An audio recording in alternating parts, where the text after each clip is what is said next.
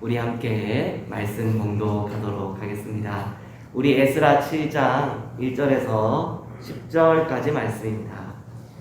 우리 에스라 7장 1절에서 10절까지 말씀.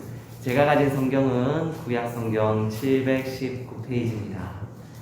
구약성경 719페이지 제가 가진 성경입니다. 에스라 7장 1절에서 10절까지 말씀 제가 봉독하도록 하겠습니다. 네. 에스라 7장 1절에서 10절까지 말씀 다 찾으신 줄 알고 제가 봉독하겠습니다.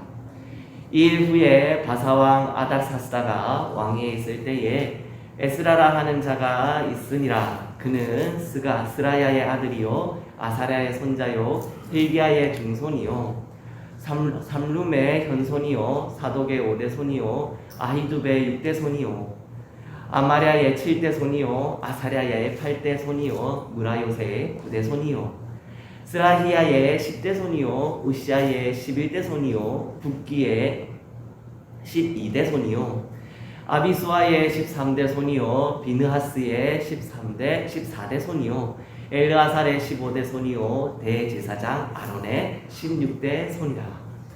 이 에스라가 바벨론에서 올라왔으니 그는 이스라엘의 하나님 여호와께서 주신 모세의 율법에 익숙한 학자로서 그의 하나님 여호와의 도우심을 입음으로 왕에게 구하는 것은 다 받는 자이더니 아닥사스다 왕 제7년에 이스라엘 자손과 제사장들과 레위 사람들과 노래하는 자들과 문지기들과 느디님 사람들 중에 몇 사람이 예루살렘으로 올라올 때에 이 에스라가 올라왔으니 왕의 제7년 5째 달이라. 첫째 달 초하루에 바벨론에서 길을 떠났고 하나님의 선한 손에 도우심을 입어 5째 달 초하루에 예루살렘에 이르니라. 에스라가 여호와의 율법을 연구하여 준행하며 율례와 규례를 이스라엘에게 가르치기로 결심하였었더라. 아멘. 네. 우리 에스라 7장 1절에서 10절까지 말씀 저희 함께 나누길 소원합니다. 제목은요, 결심하였더라. 원래라면 우리 10절에 결심하였었더라 라고 하는데 뭔가 조금 제목 가운데 임팩트를 주고자 결심하였더라로 이렇게 조금 더 줄여보았습니다. 우리 함께 에스라가 우리 이스라엘에게 율례와 규례, 하나님의 말씀을 가르치기로 결심하였는데요. 우리 에스라서에 에스라가 등장한 것이 장장 7장 만입니다. 이 에스라서임에도 불구하고 우리 주인공 에스라가 그렇게 7장 우리 이렇게 나타났는데요. 우리 그래서 조금 에스라의 그 앞에 있었던 부분들을 살짝 그 역사를 조금만 짚어보고 저희들 말씀 가운데로 좀 더 심도 있게 나눠보도록 하겠습니다. 네, 우리 표를 잠깐 보시면요. 네, 우리 1차 귀환으로서 우리 예루살렘에 하나님의 성전을 짓자. 우리 하나님의 성전이 예루살렘에서 다시금 재건하자라는 그 하나님의 기쁘신 뜻에 따라 정말 그 페르시아의 왕의 마음을 바꾸시고 이스라엘이 1차로 스룹바벨과 그리고 예수아와 함께 그렇게 성전을 지으러 예루살렘으로 1차 귀환을 합니다. 그리고 나서는 성전을 완공했습니다. 그 기간이 너무나도 길었어요. 우리 80년이 지났습니다. 그러니까 1차 귀환, 예루살렘으로 우리가 귀환하리라 하고 했던 1차 귀환에서 2차 귀환 사이가요 근 80년입니다. 그 80년이 지나면서요 성전이 지어졌다가 성전이 중지가 되었다가 다시 성전이 지어졌다가 그리고 그 사이에 다니엘도 또 죽었고요. 그 사이에 또 에스더 왕비가 간택되어서 아닥사스다 왕에게 이제 그렇게 왕비로서 들어가게 되었고요. 그리고 또 하만이 또 죽게 되었습니다. 우리 에스더를 쭉 지나오고 있죠. 우리 그리고 나서는 대략 80년이 그렇게 지난 것입니다. 그리고 2차로 오늘 에스라 7장 본문의 귀환이 시작된 것이죠. 에스라는요 우리가 그 제목에서 잠깐 10절을 보았듯이 우리 하나님의 율법과 우리 하나님의 규례, 우리 하나님의 말씀을 가르치기로 결심하였으니 그것이 우리 예루살렘에 그 성전을 건축한 이스라엘 가운데 그 신앙을 더욱더 재건하고 개혁하는 그 역할을 하게 되었습니다. 그리고 뒤에는 이제 번외지만 13년 후에 느헤미야가 이렇게 또 찾아와서 예루살렘의 성전에 그 쌓여져 있는 예루살렘 성읍의 그 성벽을 완공하게 되죠. 네, 이 정도 우리 역사를 조금 대략적으로 살펴보았다면요, 우리 1절에서 5절 말씀을 제가 잠깐 읽어드리겠습니다. 제가 읽겠습니다. 이후에 바사왕 아닥사스다가 왕위에 있을 때에 에스라라 하는 자가 있으니라. 그는 스라야의 아들이요 아사랴의 손자요 힐기야의 증손이요 삼num의 현손이요 사독의 5대손이요 아이두의 6대손이요 아마랴의 7대손이요 아사랴의 8대손이요 무라요의 9대손이요 스라히야의 10대손이요 으시엘의 11대손이요 붓기의 12대손이요 아비수아의 13대손이요 비느하스의 14대손이요 엘르아살의 15대손이요 대제사장 아론의 16대손이라. 우리 족보입니다. 네, 하나도 안 틀리려고 열심히 좀 읽어봤는데 우리 에스라의 족보가 1절에서 5절까지 이렇게 나타납니다. 우리 성경 가운데서요, 족보가 나타나는 인물들이 몇몇 있습니다. 그런데 그 족보가 기록되어져 있는 인물들의 그 모습을 보면은요, 하나님의 그 사역에서 대단히 중요한, 하나님의 사역에서 대단히 귀중한 그 일들을 했던 사람들입니다. 성경에서는요, 그 사람들의 에스라가 사실 참 잘하는 게 많아, 이것도 잘하고 에스라가 이것도 하고 정말 에스라 대단해 하는 그러한 에스라에 대한, 혹은 그렇게 하나님의 일에 열심을 내었던 사람들의 잘하는 모습이나 혹은 어떠한 장점들에 대하여서 그 사람의 소개글이 나타나기보다 정말 귀중하다, 정말 중요하다 하는 사람들은요, 이렇게 족보가 나타납니다. 우리 성경에서 가장 중요한 사람이라고, 성경에서 가장 중요한 인물이라고 저희들이 손꼽는 분이 누구시냐면, 다 아시겠지만 예수님이시죠. 그래서 예수님의 족보가요, 제일 깁니다. 예수님의 족보는요, 마태복음 1장에서 나타나죠. 아브라함 때부터 해서 쭉 나타나는데요, 또 다른 곳에서는 아담 때부터 그렇게 우리 예수님의 족보가 쭉 이어져 오고 있습니다. 그만큼 중요하다는 의미죠.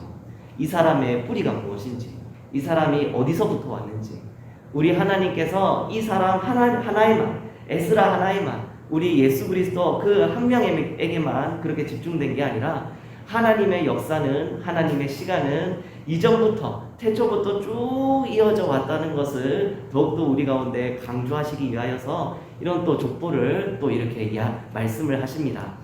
몇 명만 소개를 해드리자면요, 우리 에스라의 족보 가운데요, 좀 여러분들이 좀 함께 좀 이야기를 나눠보자 하는 인물들이 있습니다. 우리 스라야의 아들이라고 이야기를 하고 있는데요, 정확하게는 스라야라는 대제사장의 아들은 아니고요, 우리 후손입니다. 스라야는 남유다가 멸망할 때에 남유다의 마지막 대제사장이었죠. 스라야가 남유다가 멸망하고 나서 바벨론으로 끌려왔는데 바벨론에서 돌아가셨습니다.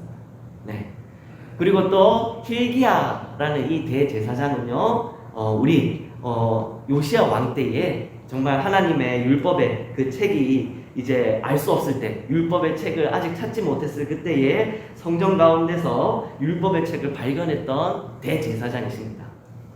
그리고 5절쯤에서 보면은요, 우리 비느하스도 나오죠. 비느하스의 14대손이요라고 하는데, 이 비느하스는 우리 아론의 대제사장, 아론의 손자입니다. 출애굽한 이스라엘이 정말로 거짓 선지자 발람을 통하여서 그 이방 사람들과 정이 통하여지게 되고, 그래서 출애굽한 이스라엘에 정말 큰 위기가 닥쳐왔을 때에 정말 하나님의 그 열심으로, 거룩한 그 열심으로 그 위기를, 사태를 진정시킨 사람입니다. 그래서 비느하스는 하나님께서 영원한 제사장의 직분을 그렇게 내가 주겠다라고 해서 제사장 직분을 받은 사람이거든요. 이 정도까지 오면은 이 몇몇의 사람들이 어떠한 사람인지 좀 다들 대강 눈치를 채신 것 같습니다. 제사장들, 대제사장들의 명단입니다. 엘르아살도요, 우리 대제사장 아론의 그 아들들 중에 한 명입니다. 그 대제사장 그 아론의 아들 가운데서 비느하 그 이제 두 사람이 갑자기 죽게 됐죠. 나답과 아비후가 우리 하나님 앞에 잘못된 제사를 드림으로 인해서 나답과 아비후가 하나님 앞에 죽게 되고, 그래서 엘르아살이 그 뒤를 이어서 대제사장이 됩니다. 그리고 우리 대제사장 아론, 너무 유명하셔서 더 설명드릴 게 없겠죠. 이렇게 우리 에스라의 그 족보의 명단 가운데 이 사람들이, 이 제사장들, 대제사장들이 쭉 나열된 이유는 두 가지입니다. 두 가지. 첫 번째는 에스라가 그만큼 자격이 있다는 겁니다. 에스라가 하나님께서 세우신 이스라엘 백성들의 그 신앙을 개혁할 하나님께서 세우실 하나님의 종이요, 그 말을 들어야 한다는 그 권위를 세우기 위하여서 이 족보가 그렇게 또 쭉 기록되어져 있는 것이고요. 그래서 사람들이 에스라의 족보를 보고, 아, 하나님께서 세우신 사람, 정말 하나님께서 택한 제사장의 혈통의 사람이구나 라는 걸 인정하기 위하여서도 그렇게 기록되었습니다.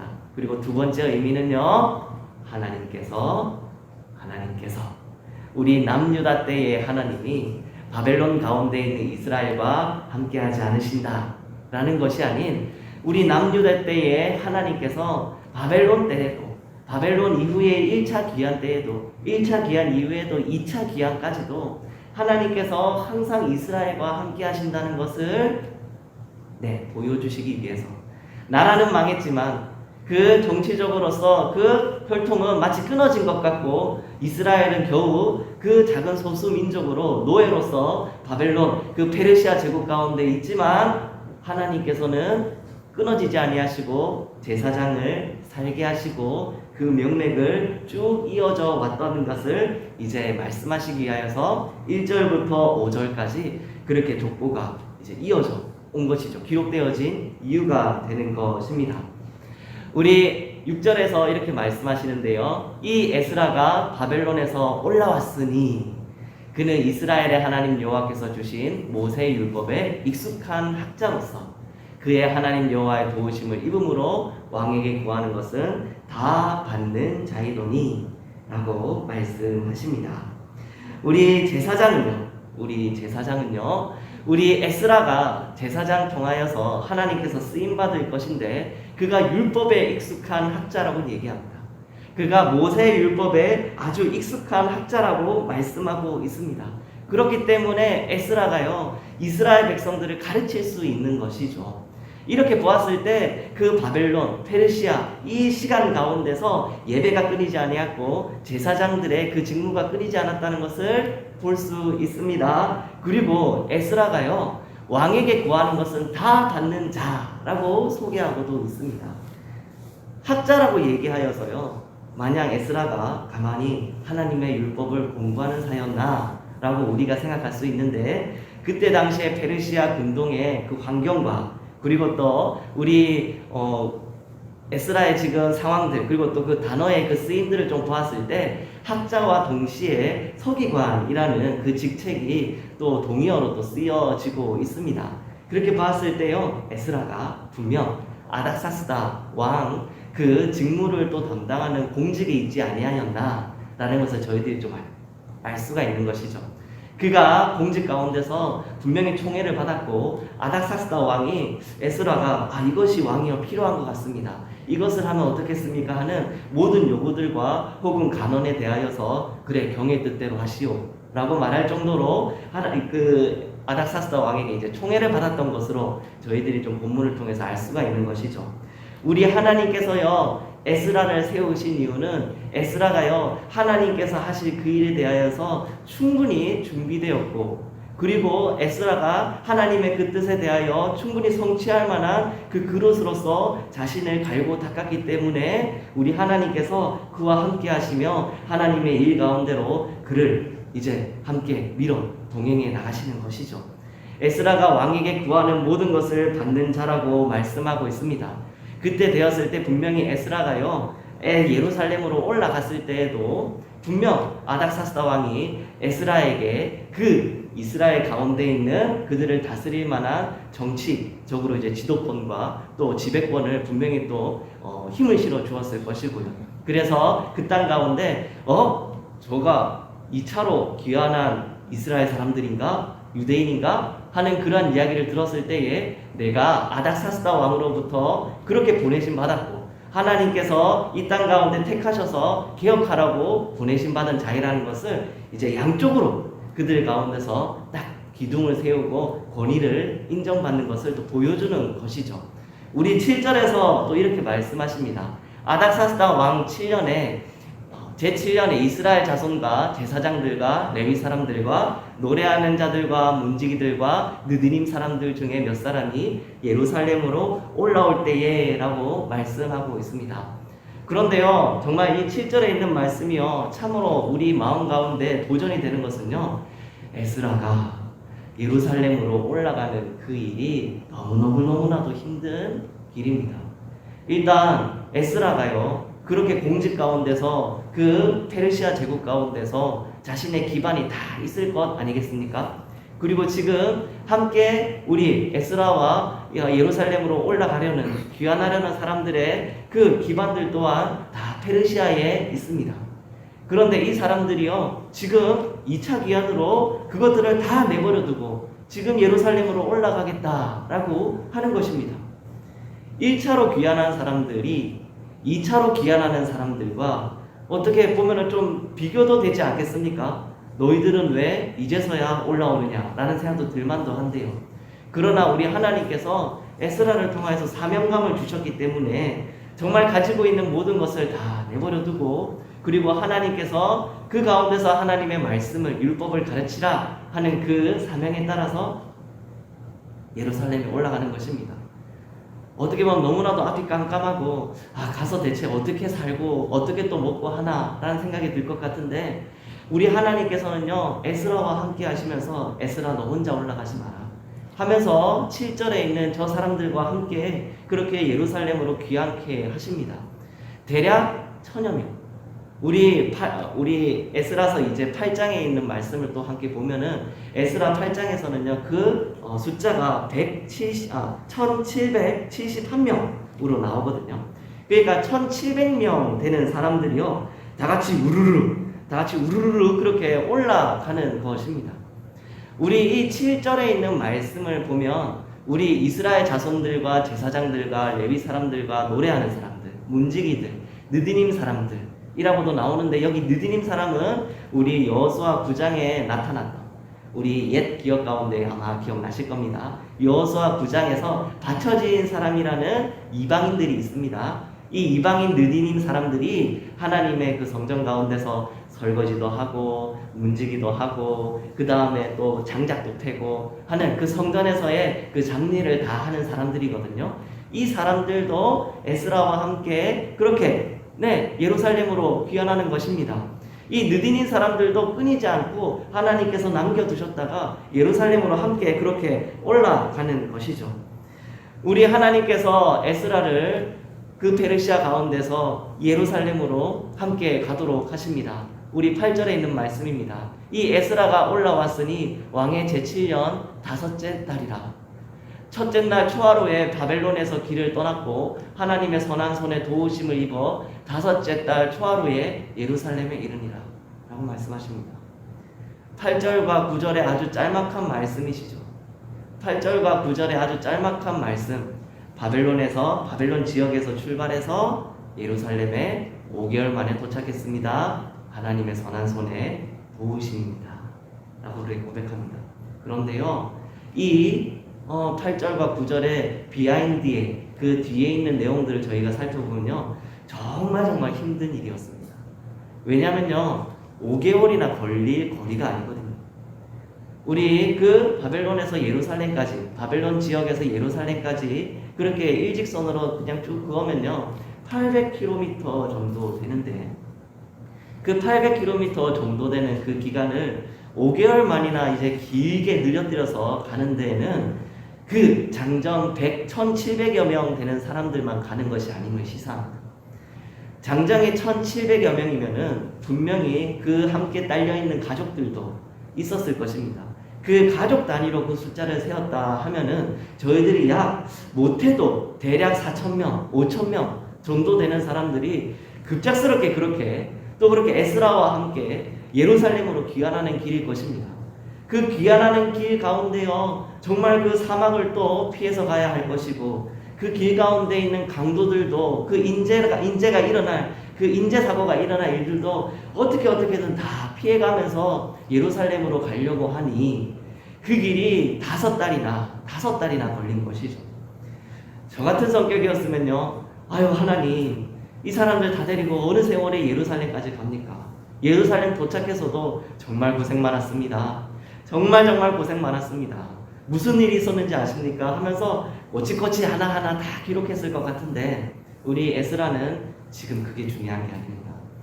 하나님께서 함께하란 동력자들과 함께 예루살렘 하나님의 성전으로 가는데, 그 가운데서 내가 기록할 말은 하나님의 선한 손에 도우심을 입어 순탄히 하나님의 성전으로 나아왔습니다. 하나님께서 순탄히 이 동력자들과 함께, 나 혼자 가지 말라 하신 이 동력자들과 함께 예루살렘 성전으로 순탄히 오게 되었습니다. 하나님, 우리가 페르시아에서 도망쳐 온 것도 아니라 하나님 아닥사스다 왕의 허락으로 통하여 그 가운데 가장 좋은 것들로, 허가서들로, 내 통치권들로 그렇게 온전히 무장해서 순탄히 하나님 예루살렘 이 성전 가운데로 하나님 들어왔습니다. 하나님의 선한 도우심을 입어 예루살렘에 이르니라. 우리 정말 에스라의 그 마음의 고백을 저희들이 좀 알 수 있는 것이죠. 우리의 이 10절에 있는 말씀입니다.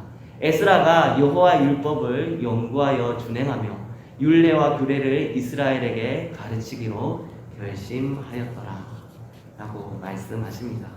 에스라가요, 이제 예루살렘 가운데서 그렇게 예루살렘 성전에 있는 사람들, 그리고 이스라엘 사람들에게 하나님의 말씀을 이렇게 또 가르치기로 결심한다고 합니다.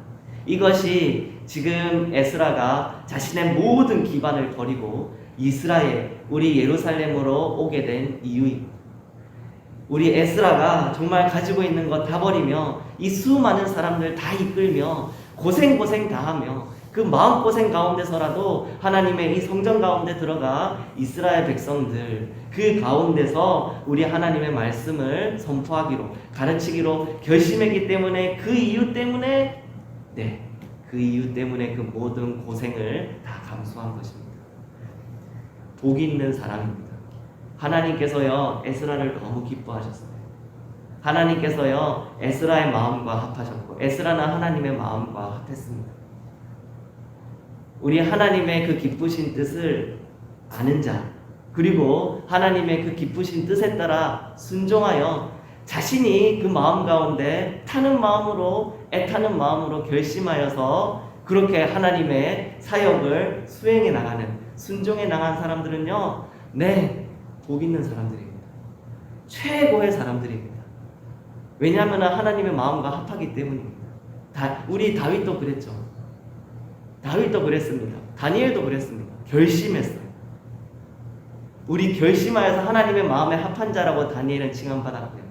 다니엘도 결심하여서 바벨론의 저 우상의 양식을 먹지 않기로 결심하고 하루에 3번 그렇게 기도하기로 결심했기 때문에 하나님이 새 왕조가 지나가는 동안 다니엘을 총리로 세우셨고, 그 기간 가운데 하나님께서 다니엘과 함께 하사 환상도 보이시고, 그리고 또 모든 이스라엘의 그 뒤에서 또 다니엘이 말씀 가운데 드러나지 않지만 분명 하나님의 그 뜻에 따라 이스라엘 가운데서도 그렇게 선하게 쓰임받았을 것이 분명합니다.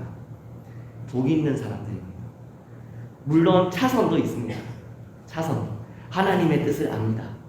하나님께서 나로 이러한 사명을 주시고 나로 이렇게 달려가도록 하시는구나.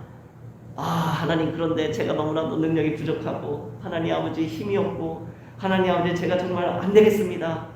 그럼에도 불구하고 하나님 순종하겠습니다 라는 차선의 사람들이죠. 기브온 같은 사람들입니다. 기드온 같은 사람들이 딱 그랬습니다. 겁이 너무 많았어요. 하나님, 진짜로 제가 싸울까요? 이거 한번 시험하겠습니다. 됐네. 하나님, 이거 한 번만 더 시험하면 안 되겠습니까?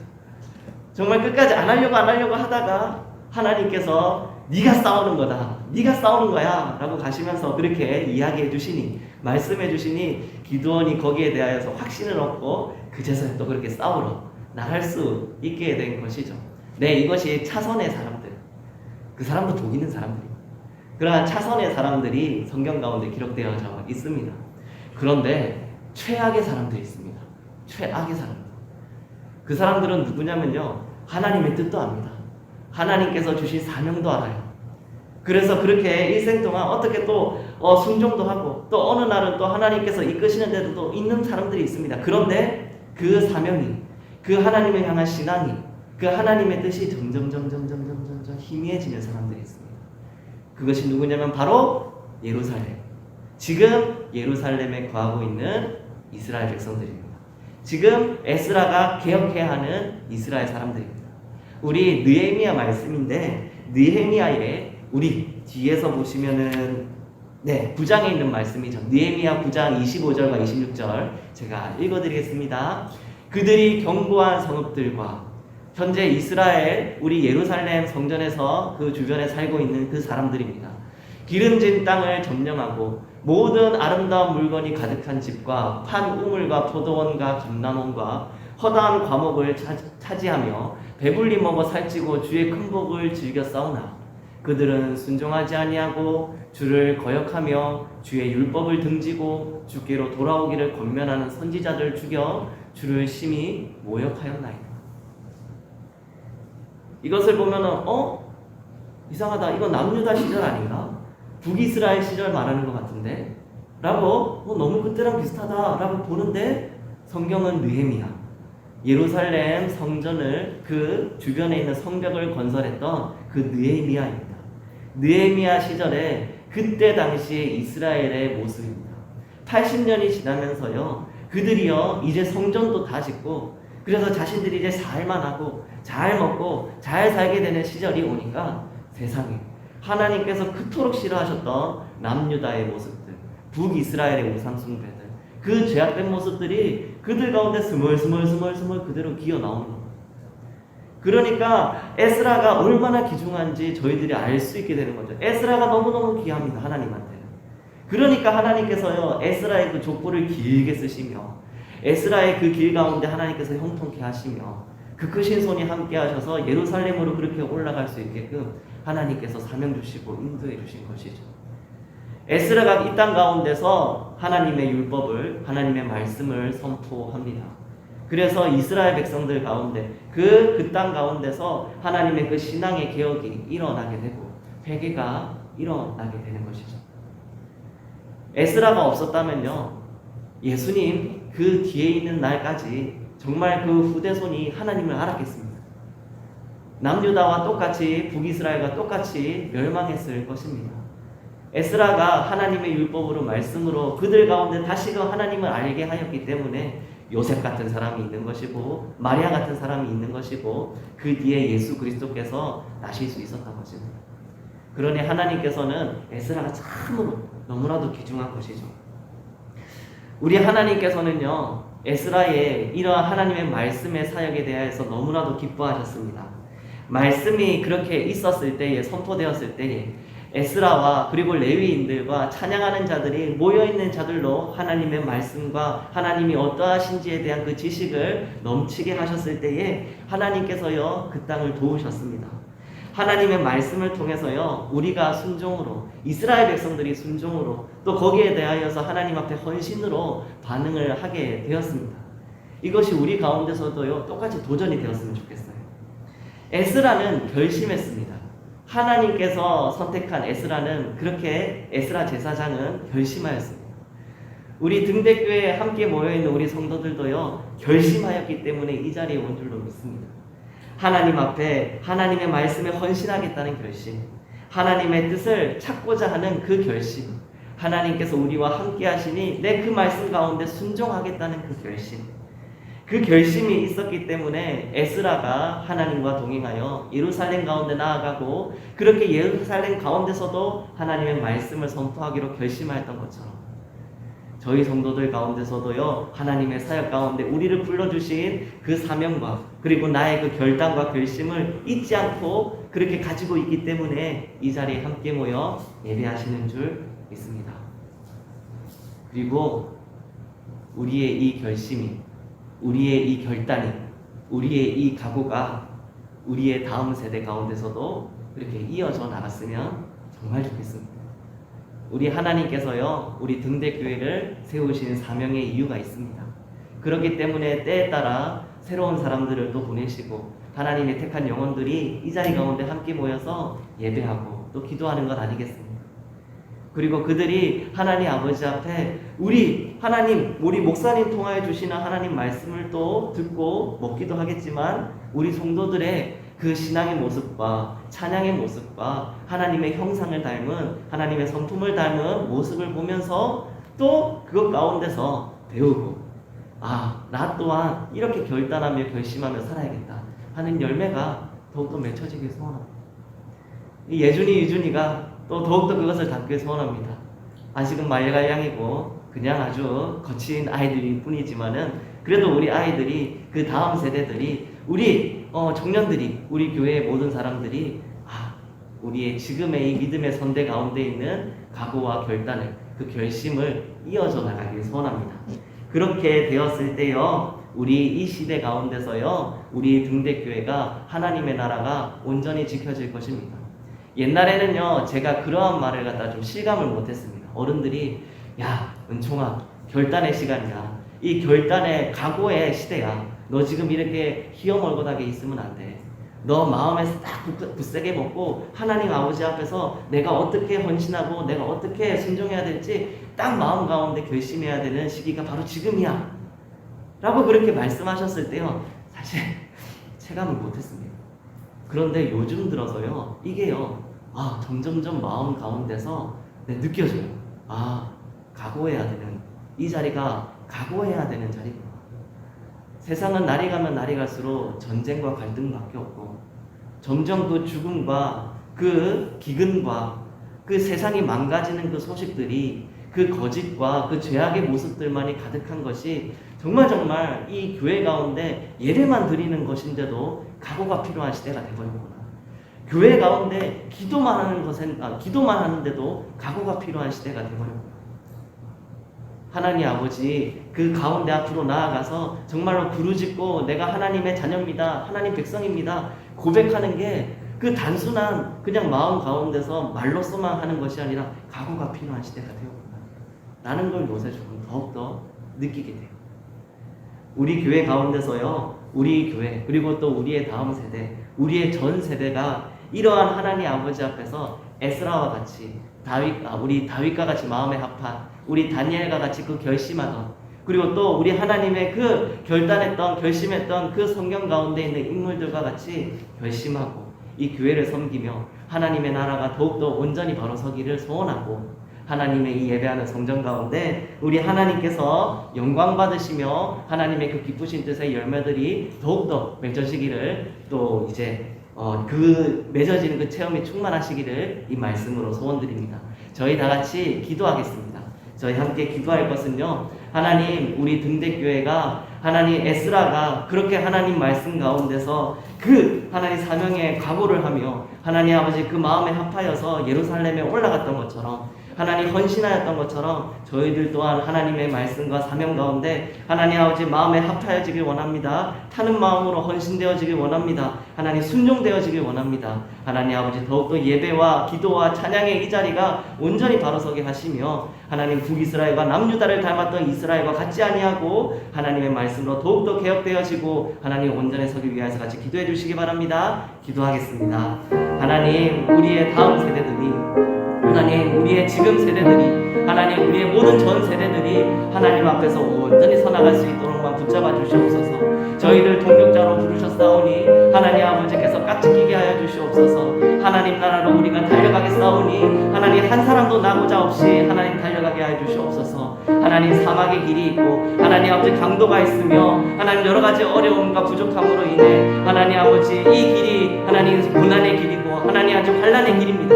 그러나 하나님께서 결국 하나님의 선하신 도우심, 하나님의 손에 그 도우심이 있었노라 고백한 우리 에스라처럼 하나님 저희들 또한 그 마지막 때에 하나님께서 도우셨고 하나님께서 숨탄케 하셨고 하나님께서 다 채우셨다.